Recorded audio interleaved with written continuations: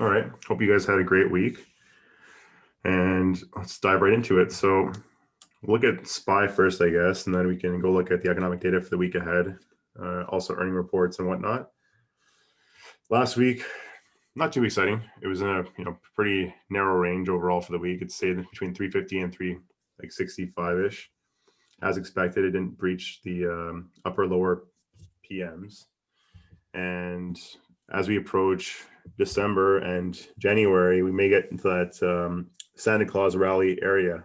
So I suspect we're going to get a nice push to the upside, probably around 365, 370, maybe even 380 by end of December, as it's a pretty bullish month overall.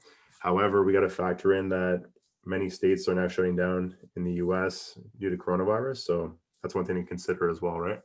And Canada as well. The same thing's happening here. I think we'll be in a full shutdown or full lockdown in the next probably 2 weeks or so, which is unfortunate because a lot of people are losing their businesses right now, and it's terrible for the economy. And unfortunately, the government doesn't know how to deal with it properly, right? But either way, looking at the economic data for the week ahead. It's over here. So tomorrow we have Empire State Index. Tuesday, retail sales will be important to watch, 8:30 a.m. Keep an eye on that. I'm not sure how that will be given that the US hasn't had any stimulus checks issued in some time. So that might put a hamper on that number. Import price index, industrial production, capacity utilization, business inventories, home builders index. Wednesday, housing starts, building permits. And then Thursday, jobless claims, both initial and for state and for total. Continuing jobless claims, Philly Fed Index, existing home sales, and index of leading economic indicators. So pretty busy week overall, Tuesday and Thursday for the economic indicators overall. And then we have for earnings the week ahead as well. We've got on tomorrow we have Baidu. After hours, what else is there? I think I saw SE was reporting. Oh yeah, so SE is reporting on Tuesday as well before open. Walmart, Home Depot, Kohl's. So Tuesday should be a pretty big day. Obviously, Walmart should be doing decently, but I think I recall from their last report or earning report, the CEO commentary, if I recall correctly, he mentioned something about stimulus checks directly correlate to spending in their stores. So given that we haven't had stimulus of late, you might see a pullback on spending, and they might issue some commentary on that. So keep an eye on that on Walmart. It's near all-time highs right now. NIO reports, or NEO, however you want to say it, reports after close on Tuesday. Again, one of the meme stocks, one of the big three China autos, including XPEV and Li Automotive. Those have been crazy volatile. Wednesday, before market open, Target, Lowe's, TJ Maxx. After hours, you have Nvidia, Sonos, L Brands, which is the owner of Victoria's Secret, Jack in the Box. Thursday, before market open, you have Macy's. You have, that's pretty much it. After close, you have Workday, Intuit, Ross Stores, and that's it for Thursday. Friday, Foot Locker, and that's pretty much it. So not a crazy busy week. You do have a few big names reporting in like Walmart, Home Depot, Baidu, SEA or C, which is ticker symbol SE. They've been running like crazy. They're at an all-time high right now, or roughly an all-time high right now. And you have NEO or NIO, however you want to say it. Target, Lowe's, TJ Maxx, Nvidia on Wednesday. And then Thursday, you have Macy's, Intuit, Ross, and then Friday, Foot Locker, which should be a decent move right there. Yeah, so, and also Friday's the monthly OPEX as well, right? So keep in mind that that the November 20th OPEX is the monthly OPEX, and it should see some decent volatility given that it was the OPEX that was being used to hedge the election primarily. So watch that as well, right? Back to the expected and potential moves for the week. Again, thank you very much to Frankie for doing this great work, as always. So for the week ahead, we have the ERs over here. So I'll highlight those primarily. I also want to talk about Bubba as well after, because Bubba had a pretty terrible week last week. So Home Depot has a potential move of 4.5%, nothing crazy. So $12.54, upside 289.81, and downside is 264.73. So I'll actually pull up the chart on that as well, so you guys can see how that looks on the 3-month chart. So look at the 3-month chart. You can see that the upside is, one second. Upside is approximately 290 and downside 265. So downside is right at support on the 3-month roughly, and upside is at resistance. So interesting to note that. Decent range of values for the week ahead. And yeah, I mean, I'm not sure how Home Depot is doing this past quarter, given that spending's probably declined due to stimulus checks scaling back, right? So keep an eye on that. Next, we have NIO, right? The aforementioned Momo stock. Friday, it had a crazy move. Opened up at around 54, and it closed down at like 43 and change. Here's the chart over here. One sec. So you can see that it opened up at 54. That's 15 seconds. I don't want that. I want the 5-minute candles. It opened up around 54 over here roughly at open, and it hit a low of 40, closed around 45, I guess, after hours 43 and change. This is crazy volatile, right? And if you're playing it, I know a few people are playing it right now. Just be very careful, because look at the yearly chart. This is a serious momentum mover stock, and if it gets any kind of downside, it can easily pull back down to like $25 really fast, right? I think they're crazy overvalued. That's just my opinion. And as we've seen that, overvalued stocks can keep getting more and more overvalued over time. So be very careful. The implied volatility is insane. And right now we have the expected and potential moves on that. I'll show you right now. So for that, you have a potential move of almost 30%. So $13.15 potential move, which of course, keep in mind, Friday, we had a top to bottom move of about $14 in one day, right? So keep that in mind. Upper PM 57.65, lower PM 31.35, right? Then we have Nvidia as well, and I'll talk about NEO more in a little bit. We have Nvidia reporting this week. The potential move is 9.7%, or $51.66. Upper PM 583.54, lower PM 480.22, and I'll pull up the chart there as well so you can see it.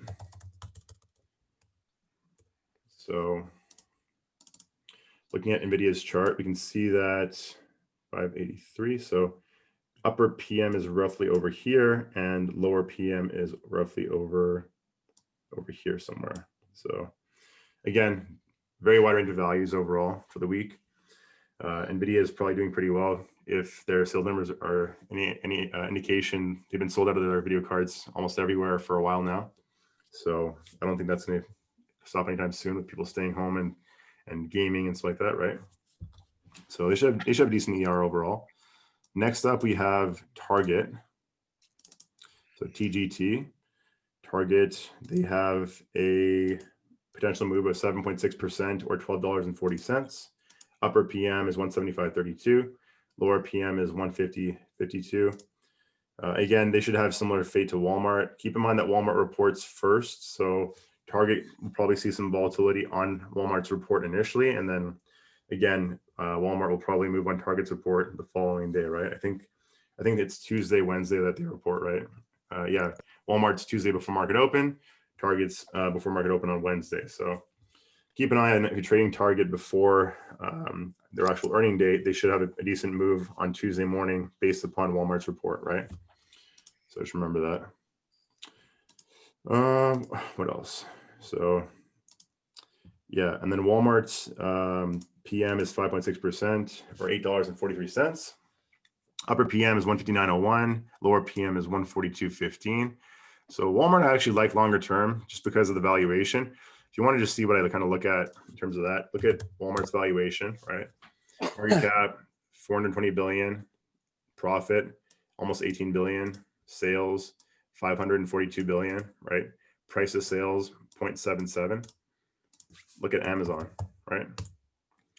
Market cap, almost 1.6 billion. So roughly almost 4 times the size of Walmart, less profit than Walmart by about $1 billion roughly.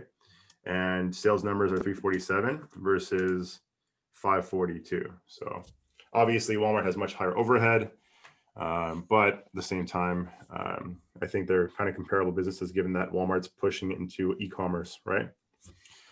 So keep an eye on that on Tuesday. Should be an interesting play. Might be a decent iron condor play given that Walmart, might have a pretty muted response. I think someone's mic is open right now. I'm not sure whose mic that is. Let's see. Oh, should mute everyone right now.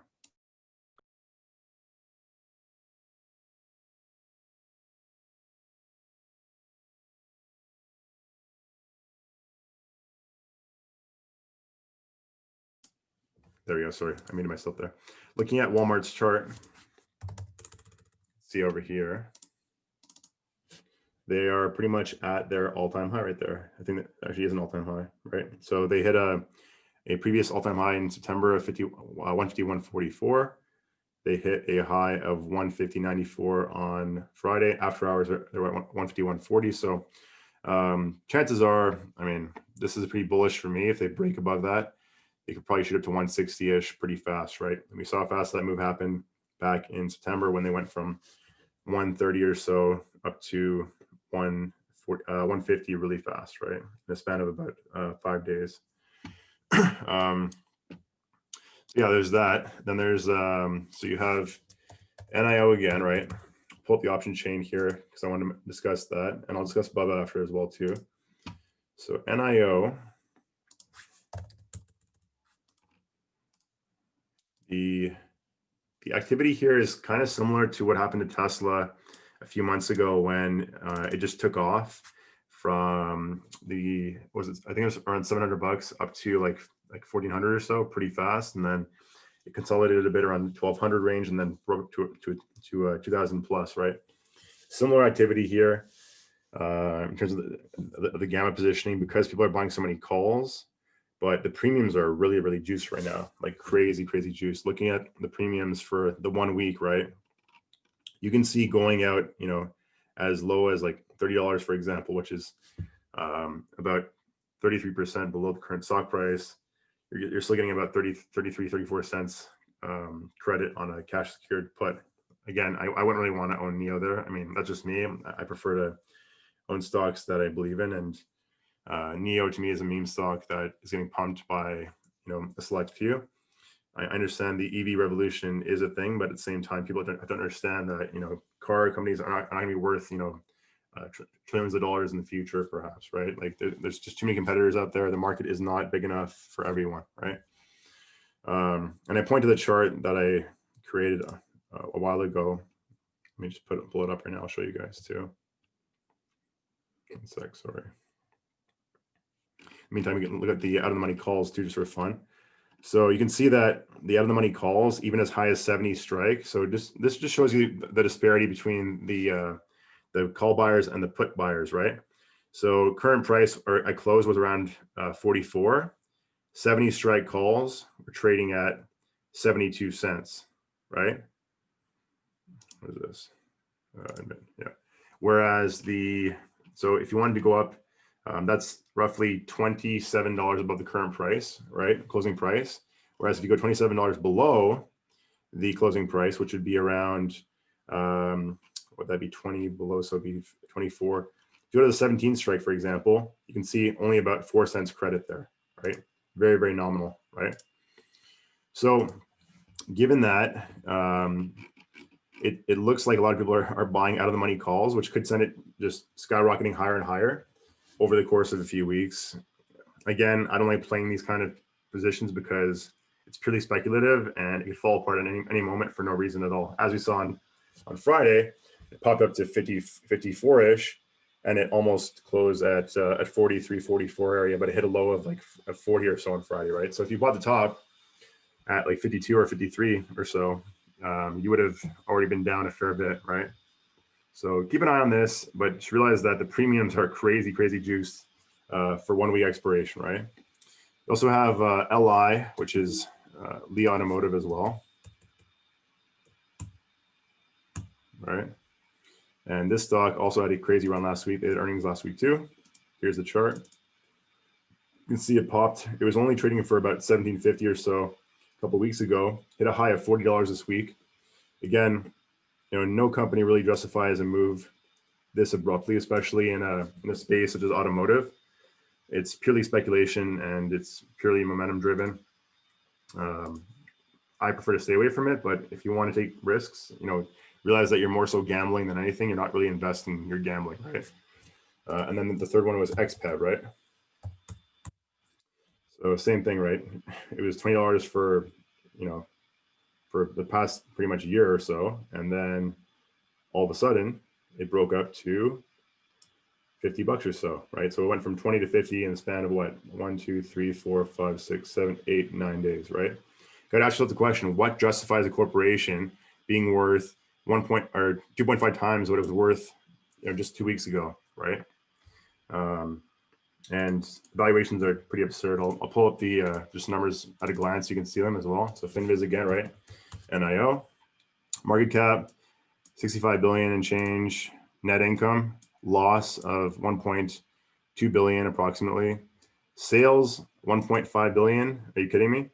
44 price to sales ratio for a car company. That is insane. Just for contrast, even looking at Tesla, which is also expensive too, Tesla trades at roughly 1/3 the valuation based on sales. 390 market cap, net income is positive, and they have sales of 28 billion. Look at Lee Automotive, right? Market cap 26 billion, sales, not profit, sales of 170 million. This corporation is worth 26 billion. They're trading at 155 times earnings, or sorry, sales, right? That is beyond absurd. Beyond absurd. For an auto company, I don't care what you do.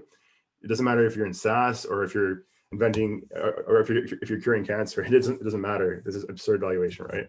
And then you look at XPEV, right? Again, market cap 33 billion, no profit to speak of, sales of 400 million, and price of sales of 82. Just to contrast that with some better companies like GM, for example, which again, they may not be so efficient right now, but they're also going to be pushing into that market. Market cap, $56 billion, which is lower than NIO. So here's NIO, right? So market cap, so NIO's worth more than GM right now. They're making, they're losing $1.3 billion, whereas GM's making $3.2 billion, right? And their sales for NIO are 1.5 billion, whereas GM is selling pretty much almost 100 times that, right? Or about 83 times that roughly, right? Again, price to sales ratio 0.49, price to sales ratio 45, right? So, and even looking at Ford too, right? Again, same thing. Price to sales ratio 0.25, market cap 32 billion, net income loss of 68 million, sales 131 billion, right? Keep in mind that Ford and GM are trying to move from the internal combustion model to an EV model, right? That'll be a lot of investment, a lot of time, a lot of energy. So it'll take them a bit of time to get there, but I think they will get there at some point, right? So just looking at the Asian or the Chinese EVs versus the American ones, American conventional ones, like the valuation is absurd. So my short little rant there is pretty much if you're going to invest in NIO, LI, or XPEV, you're gambling, you're not investing, right? Like you have no rational thesis there whatsoever, right? Yeah, that's my little rant right there. Otherwise, also, as I mentioned, Alibaba, right? So Alibaba last week had a terrible week, right?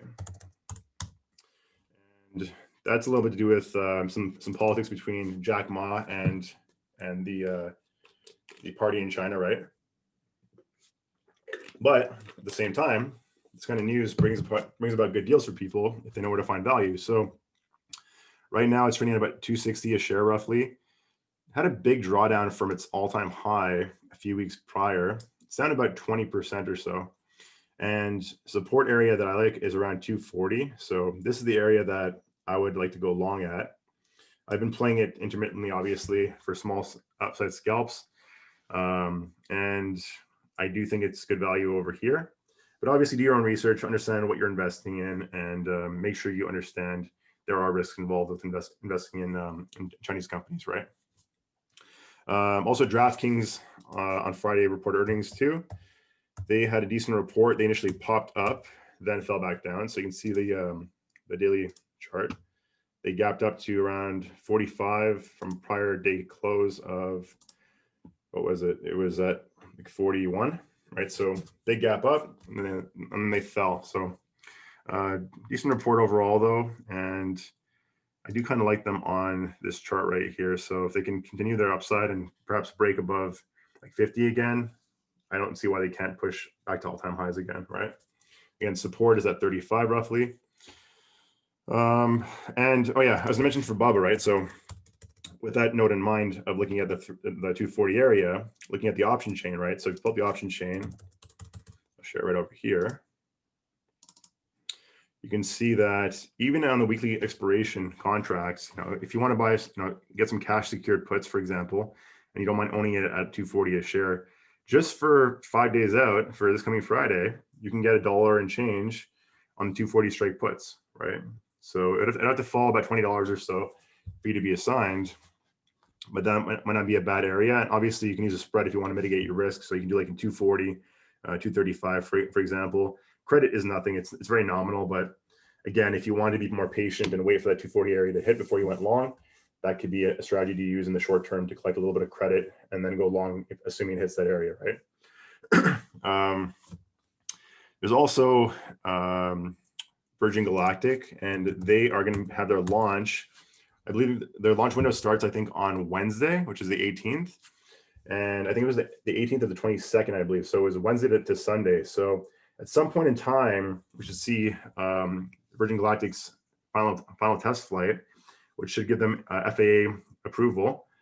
And that could send the stock price soaring above 30, I would say, because they're the second highest shorted stock right now in the market, right behind GameStop. So here's a chart of them if you want to see, just to kind of see how fast they move.